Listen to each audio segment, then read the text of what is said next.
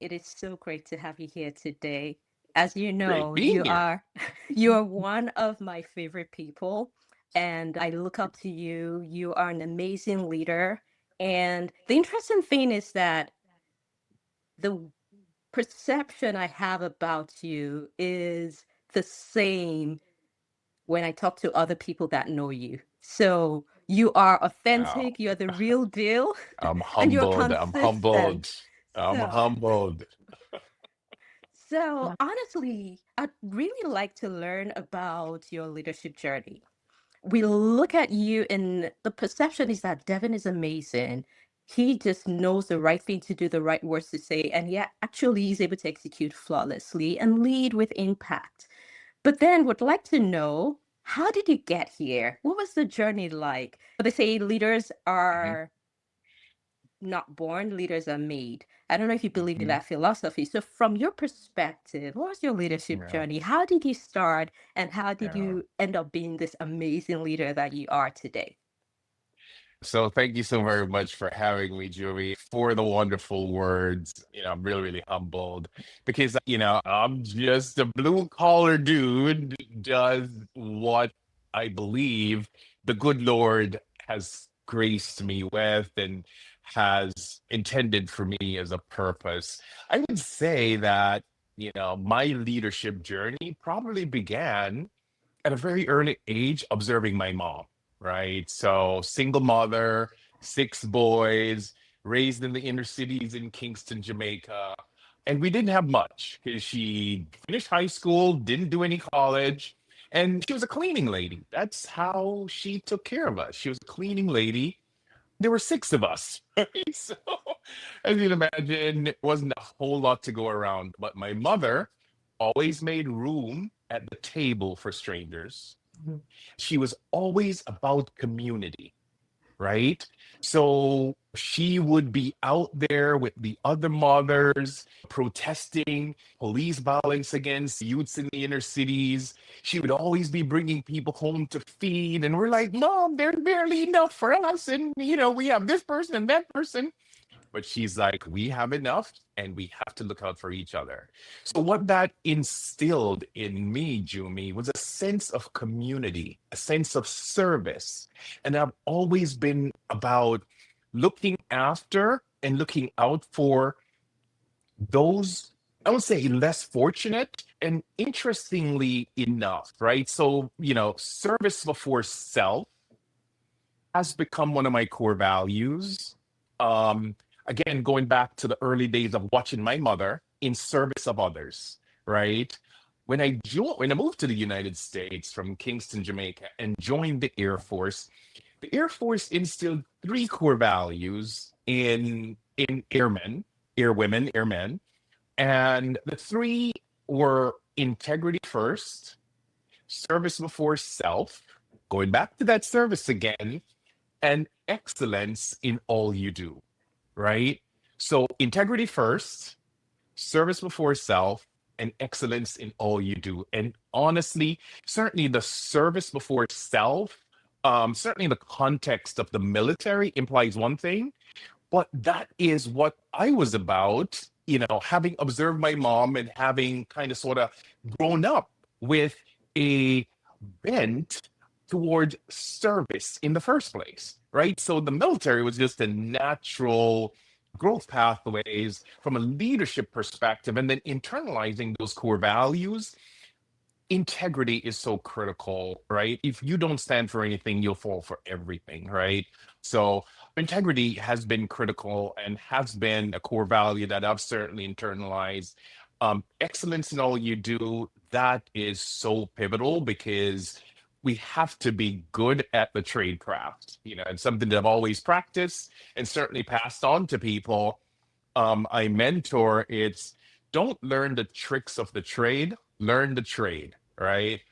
So excellence in all you do, integrity first, and service before self has been three of the leadership core values that I've certainly kind of grown up with that has served me well. Awesome. That is amazing. Thank you for sharing that. So we'll credit your mom for instilling some of those values, those leadership values or principles in you early, and also maybe the military for providing that framework, that system that really accelerated and probably instilled more or reinforced more of those core values that reflect in how you choose to show up as a leader each day. So Indeed, my next indeed. question to you is, you talked about your core values. How do your core values inform how you make decisions as a leader? And what role does empathy play? So, great question. So, starting with integrity, say what you mean, do what you say, be honest, be open, be transparent.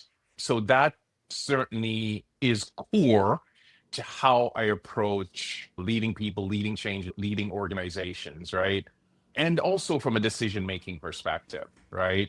Am I making the best decision at this moment based on facts and data, not subjective, not based on whims and opinions and perspectives and performative stuff, but based on substantive facts and data. Specific to your question in terms of empathy, I would see that as being linked to being a servant leader, right? Again, going back to my core value of service, right? Is this decision going to be in service to the individual, the company, the organization, the mission, certainly placing yourself secondary, right? So this decision cannot be about me looking good, right? But in the context of your question, I would say empathy shows up in my decision making in the context of my core value of service. Service before self, and to me, that service is in support of my team, my colleagues, my community, and certainly the corporations that I'm lucky enough to work for. Thank you for sharing, Devon. So just pivoting a little bit, right? So you talked about your core values as a leader and how that informs your decision making.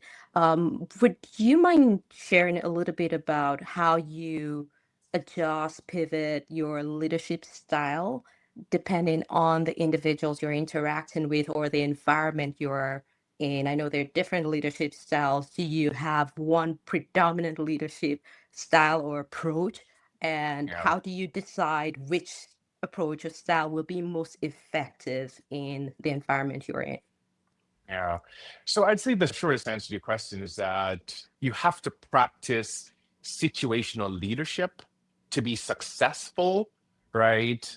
In, just about every organization, right? Because not everyone, not every practitioner reports to you is going to be the same. Not every organization you support will be the same. So your leadership style has to be situational based on any number of variables, right? You may have somebody who's like just a go-getter, right? Who don't want you to hand hold and spoon feed. They want you to point them in the direction and get the heck out of their way. Whereas others may need a little bit more of a coaching style, right? They want to check in regularly. They want to have you kind of sort of at each critical milestone provide da da da da da. And so you have to adjust there. And others, you certainly have to be a bit more directive, right? So your leadership style has to be situational, and that situational component has any number of variables, whether it's individuals, whether it's companies, whether it's industry verticals, whether it's geographies, whether it's cultures. So for me, having to being able to adjust my leadership style based on the environment I'm working in, the people I'm working with, and the people I'm working for has been something I've found to be pretty useful in my bag of tricks. That's amazing. And when I think about leadership, right, from a people leadership perspective, we have individuals that were previously individual contributors at some stage in their career, and they've Mhm. had to deliver outcomes that maybe get them recognized for the work that they do. And when they pivot to managing and leading people, there is that challenge where they have to navigate being able to give credit to their team and also acknowledging that their team's success is their success. Whereas an individual contributor really owns all the credit for the work they've done.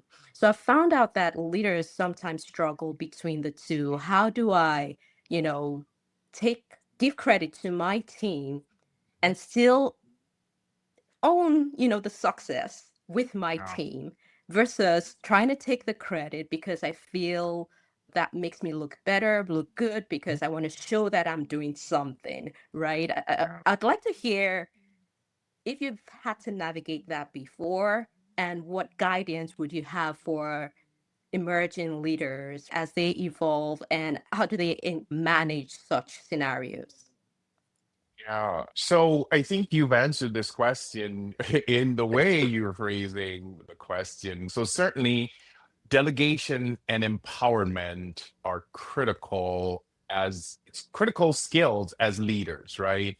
Your teams have to feel empowered and you cannot do it alone. So you have to delegate, right? At the same point in time, going back to that service commitment, right, and being a servant leader means that you are basically, as a leader, you're making sure that you are in service of those around you, right?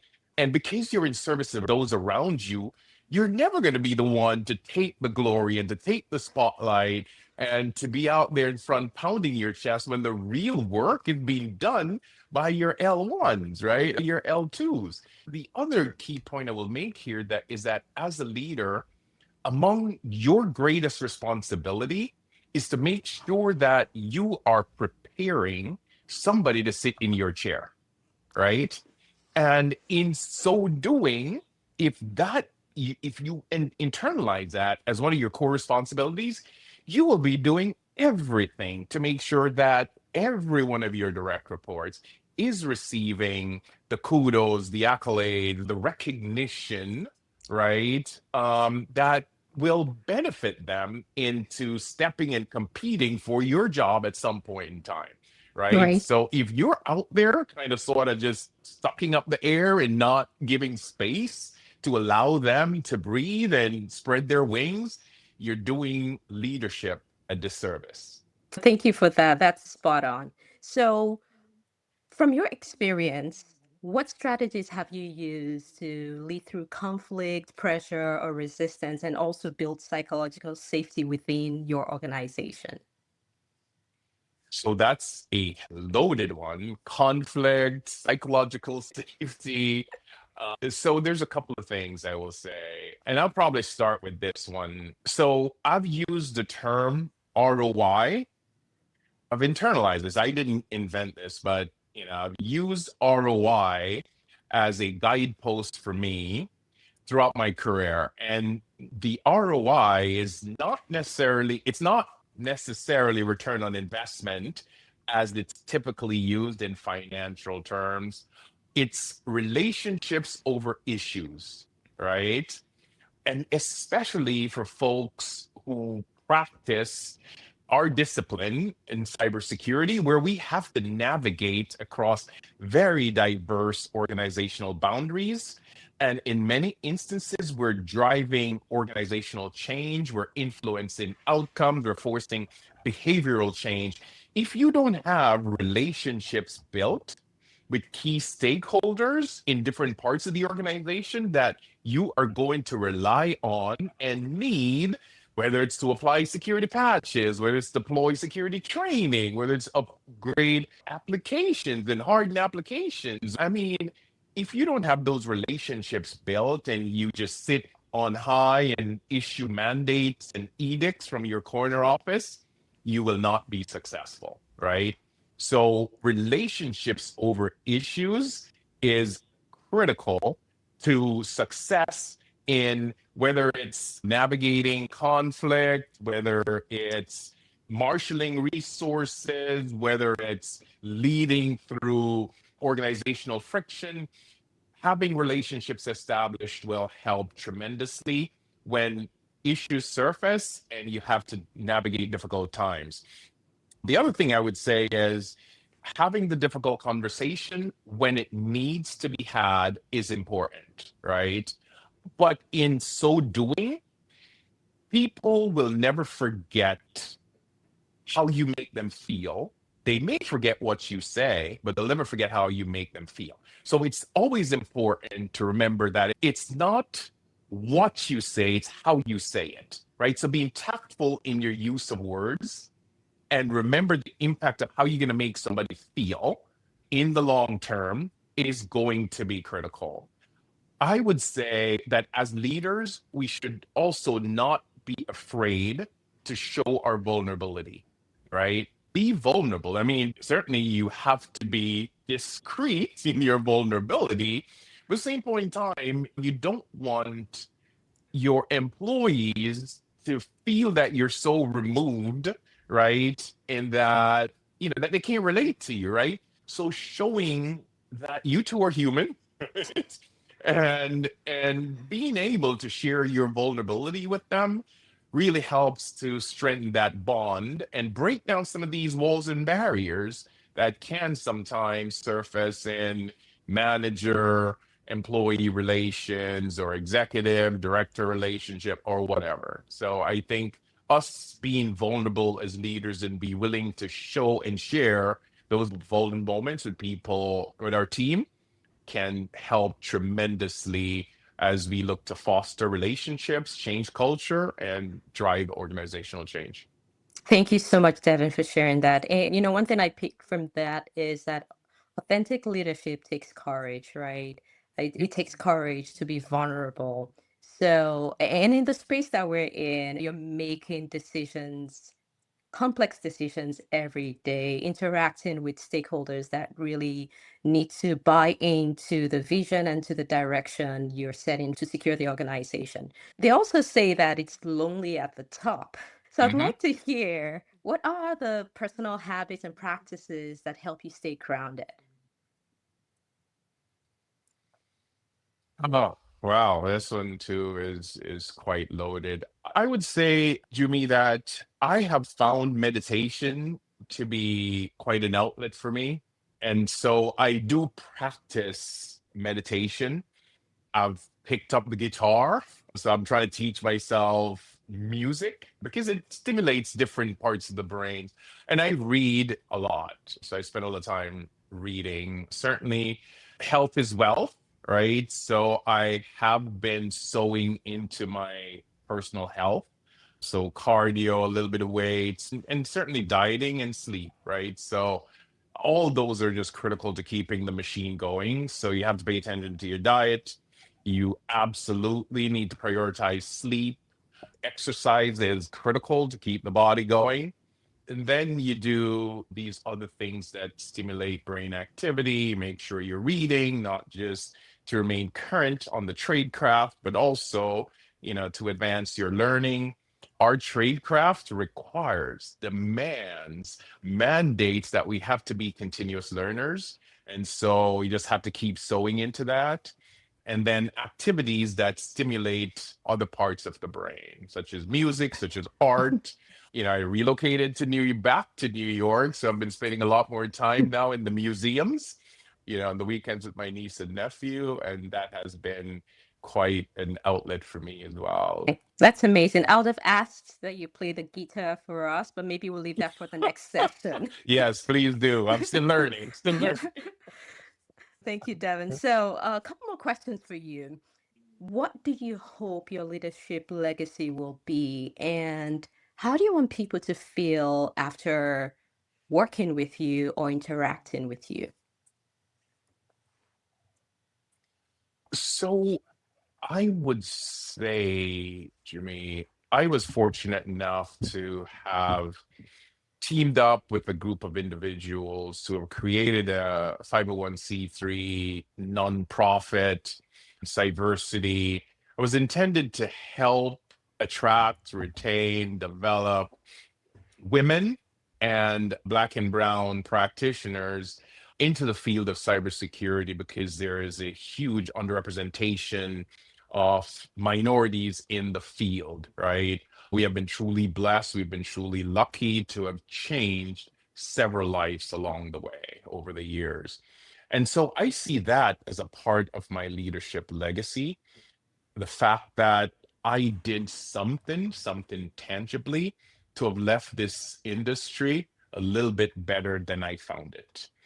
I would say for me, having supported a lot of organizations with big names that a lot of folks would recognize and implemented programs and created capabilities and all of that is secondary to the number of cybersecurity executives who I have been privileged enough to have worked with, who have supported me and have now gone on to just do amazing things themselves, like Julie.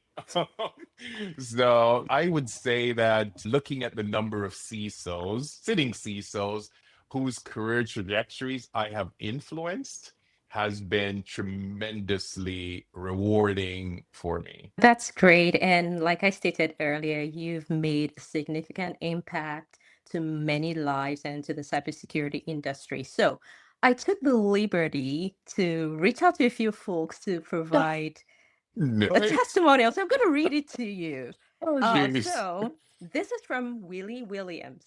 He says, Devon Oh, Bryan's impact on my life and career goes far beyond professional guidance. It has been truly transformative. He has been a mentor in the truest sense, sharing not only his deep knowledge of information security industry, but also his wisdom, perspective, and belief in the people he leads. Because of him, my understanding of the field grew in confidence and clarity. Just oh my as God. meaningful has been his generosity in connecting me with his extensive professional network, opening doors that expanded my world and strengthened my place within the cybersecurity community. Devon doesn't simply lead organizations, he builds communities where professionals at every stage feel valued, supported, and inspired to grow. His ability to bring people together across the globe, motivate them, guide them through complex challenges reflect both his exceptional expertise and his character. I'm deeply grateful for his mentorship, his leadership, and the lasting example he sets for us all. Fortunate enough to learn from him. That's from Willie Williams. Oh, thank you, Then Willie. Oh my God. so the next one is from Carlos Edwards. Devon Bryan is an exceptional leader and a visionary who understands that sustained mission success is achieved by investing in people. He consistently balances strategic alignment with intentional engagement and development, cultivating high performing teams that are motivated, capable, and deeply connected to the mission. Over more than 2 decades of working alongside Devon as both a peer and a subordinate across multiple organizations, I have witnessed firsthand the depth of his influence. His mentorship, guidance, and unwavering belief in others has shaped my professional journey and the Oh, trajectories of countless leaders who have come through his sphere. That same jeez. commitment extends well beyond the workplace. Devon's leadership is equally evident in the communities and professional networks he serves, where he continues to mentor, advocate, and create opportunities for others to grow. Devon doesn't simply open doors, he prepares people to walk through them with confidence, clarity, and purpose. Oh, His wow. leadership leaves a lasting imprint not only on the mission, but on the lives of the people entrusted to carry it forward. I'm grateful for the opportunity to know Devon both professionally and personally, and to have learned from his leadership and mentorship. I have Oh, one last one to read. So, this doesn't is make me from cry. because the thing is, leaders don't always get the feedback. So this is an opportunity to just get a glimpse of how people have been impacted by your leadership. So this is from Amazing. TC Umeje. He worked with you at the Fed. So I'm going to read what he wrote. During my tenure at the Fed on the National Incident Response Team, I had the opportunity to observe Devon's leadership firsthand and was highly impressed. As a Black veteran who has overcome significant adversity, Devon exemplifies strength, confidence, and principled leadership, providing meaningful representation in our environment. While I did not report directly to Devon, his professionalism, style, and the respect he commanded inspired my own pursuit of growth and leadership. His presence broadened my perspective and played a pivotal role in motivating me to develop and lead at a higher level. Devon's impact Devon's impactful servant leadership is a model I strive to emulate. Everything Oh you my said was gosh. Wow. reflected in this testimonials, right? Wow. I'm so humbled. Thank you so much for doing that, Jimmy. Thank you. No, thank you. Thank you for what you do. You give us a path that is the right path to follow. And one last question for you. What advice would you have for the next generation of leaders?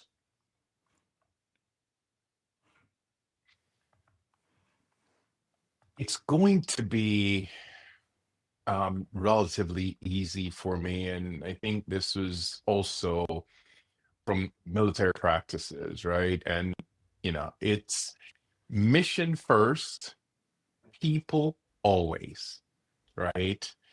And when you dissect those words, right? Yes, you have to be about the business. You have to be focused on outcomes. You have to. But at the same point in time, you can get that done without taking care of the people, right? And so that is vital. So mission first, people always. Those guiding principles have served me well and will continue to serve me well because I know that I am nothing without my team. I'm nothing without the people around me. And making sure that, again, going back to that service before self, right? And being a servant leader to them is going to be how I succeed. And so, my advice to up and coming leaders is that don't forget there is no mission without people. Fantastic last words to share. Thank you, Devin, for making the time. I'm so honored to have Thank you you so here. much for having me, And Gio. it's you. Congratulations. I've been watching your career from a front row seat and the sideline. I'm so, so very proud of your accomplishments, Gio. No, I all feel because honored to of have you. crossed paths with you. It's not all because of me at all. I appreciate that. And I thank you for the recognition of the small role that I made, but you were always the all-star. I just needed to open a few doors and you just kicked it down. So keep kicking those doors down, Jumi. I look forward to seeing your continued rise. Thank you so much, Devin. Thank you.